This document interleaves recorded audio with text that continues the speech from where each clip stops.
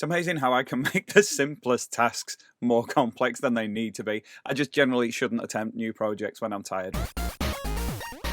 There's an LED board inside this Game Boy Color which lights up all of the buttons in green with a matching power LED. It's awesome and the whole Game Boy is great, but I haven't, to be honest, been playing on it much because the brightness, particularly of the power LED, was a bit too bright for me. I'm quite sensitive to light, and I was finding I was getting a headache from the glare of the green LED at the side of the screen, so I needed to do something about it. Thankfully, the panel designed by Natalie The Nerd, she has also designed a little control board, and I mean little, it is tiny, teeny. It is one of the smallest things I've ever installed in a Game Boy, but it's a very clever little piece of kit. It's got a switch on it so you can turn the LEDs completely off or back on whenever you like, and there's a tiny little trim pot. That's like a resistor. So you can control the amount of current that's flowing through the LEDs by just tweaking with a small screwdriver and get it to just the right amount of brightness for the LEDs to suit your needs. And that is what I was installing on this Game Boy. So it's a fantastically elegant solution. You've simply got two wires attached to this tiny little control board, and the other end of the wires basically interrupt the power signal that goes to the LED board. The control board is so small it'll fit inside your battery compartment, so you just pop your battery cover off, you can switch on and off, or you can adjust that brightness when everything is already screwed together. It's very, very clever, and it should have been really easy to do, but I made a few mistakes along the way. So if you're going to try this, maybe you could watch this and then you'll see what I did and you won't. It's not much of a, it's like an anti-tutorial, this one, isn't it? It's not how to do it. It's like, here's what not to do, but bear with me and you'll see what I mean as I go forward. In the end though, it did work out really well and it was totally worth doing. So obviously the advantage of having such a tiny board is it fits in a tiny space. It's literally just here inside the battery compartment below the batteries, just near where the clip is. But the disadvantage of having something so small is it can be a little bit fiddly to install, as I found out when I installed it in my Game Boy. So first things first, I needed to open up the Game Boy Color. That's pretty easy with this console. You've just got 6 tri-wing screws. You undo those, the back just lifts off, and then you can access the motherboard. That's got 3 Phillips screws that need undoing, and then rather than undo all the ribbons to the screen and things, I just carefully lifted and flipped over the motherboard. At that point, I could access the LED panel that I'd installed when I originally built the Game Boy. So the LED board that I've got is from the first wave of these boards that Natalie did. There have been newer revisions since, and looking at the instructions, there are 2 different versions. One has got 2 bridge pads that are just simply on the PCB and you solder the 2 wires to those points, or you can have the early one like mine that don't have those bridge points. And what you essentially have to do is remove the connector to the 5-volt power supply, interrupt that by having a wire connected to each and insulate between the 2 so that they don't touch, and then the other end of those 2 wires go to the control board. So I had a couple of bits of thin gauge wire left over from another project. They look like they'd be about long enough, so I decided to use those 2. And what I needed to do was disconnect the LED board from the motherboard first and then attach the 2 wires. So to disconnect the LED panel, I just put a spudger underneath it near the contact, reheated the solder and gently lifted it away. That was fairly straightforward. Now, because the panel sits flat, it was hard to keep it out of the way while I soldered the wire in place on the motherboard. So I held it out of the way with masking tape. That worked well in terms of being able to access the motherboard, but I wouldn't advise doing it because when I came to remove the tape after soldering the wire in position on the motherboard, it actually ripped off a big part of the LED panel, and I thought at that point I might have ruined it completely. There's tiny little traces and I'd just ripped straight through it. I'd removed the 5-volt contact point and the board was no longer functional, so I had to think quickly, and following the trace along on the PCB there was a resistor in line with that 5-volt power supply. So these little tiny surface mount resistors are soldered onto the ribbon, so that meant there was a solder point either side, so thankfully I had somewhere I could solder to.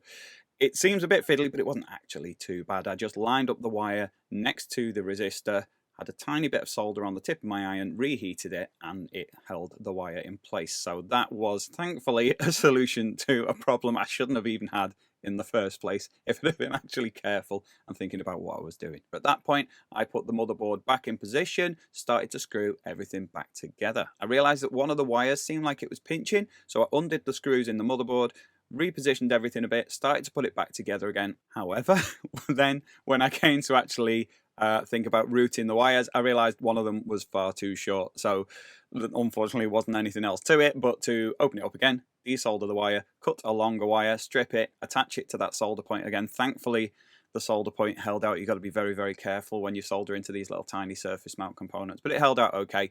I rerouted the wires. I taped them down in place just to stop them moving around when I was reassembling.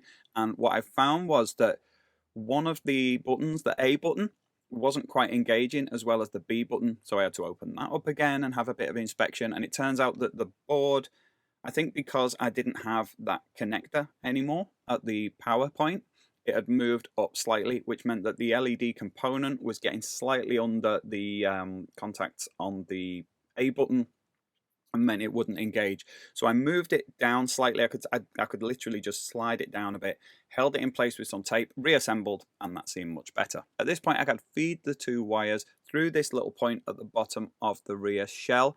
When I started to move it in position, it was becoming apparent I wasn't going to have much room to work with. So I moved the rear shell over to the left a bit, which allowed the wires to feed through a bit more effectively. Then it was simply, well, I say simply, let's just move along. Then it was simply a case of adding the 2 wires onto the tiny, tiny little PCB, which should have been fairly easy, but I seem to make a hash of that as well. I fed the first wire through, and I found the easiest way to do it was to hold with one hand the wire in place in the PCB, and with the other hand just dabbed a tiny bit of solder onto the soldering iron, rested it onto the contact point, and it soldered it in place really nicely. For the second one, I fed the wire in position. It was very fiddly to get it in and line it up, but once I got it in there, I sort of held it carefully in position, and it seemed to sit quite well because the other wire was already secured in place. So this time I had the solder in one hand, soldering iron in the other, heated it gently and added the solder, and I managed to get that to connect. And with both wires in place, it was ready for me to test. And thankfully, despite me ripping half of the PCB off on the LED board, everything worked fine. It switched on and off okay. Because the board is kind of loose, because it is flailing about a bit, it's hard to get the screwdriver in and adjust it while you're actually looking at the screen.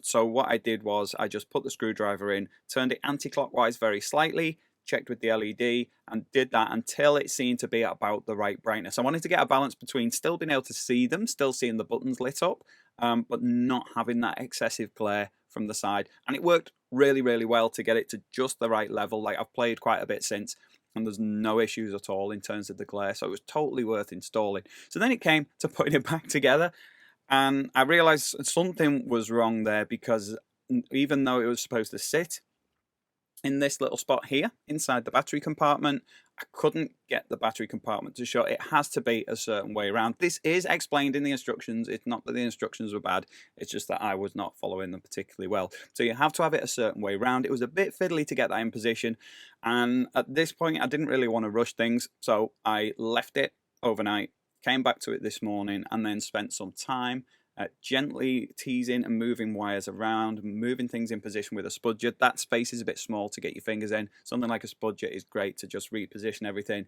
and the battery cover does click in place. And now everything is working absolutely fine.